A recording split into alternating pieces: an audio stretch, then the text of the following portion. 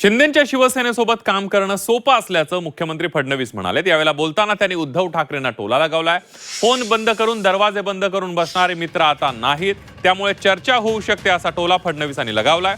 तसंच दुचाकीवर दोन्ही मित्रपक्षांना सोबत नेण्यासाठी 2 फेऱ्या मारेल असंही म्हणत फडणवीस यांनी मित्रपक्षांसोबत युती भक्कम असल्याचे संकेत दिले।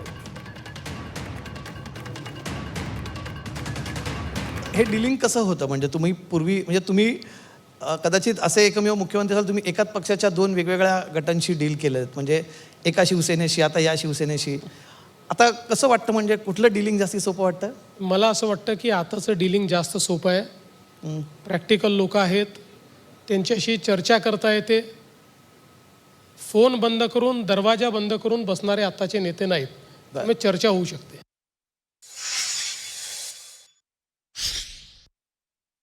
बुलेटवरती तुम्ही तर गृहमंत्री आहात, 3 सीट अलाउड नाही आहे कुठल्याच बाईकवरती। समजा तुम्हाला मागच्या सीटवर तुमच्या मित्रपक्षातल्या म्हणजे एक राष्ट्रवादी किंवा शिवसेनेतल्या नेत्याला बसवायचं मागच्या सीटवरती, तर कोणाला बसवाल? 2 ट्रिप मारेन, दोघांनाही घेऊन जाईल।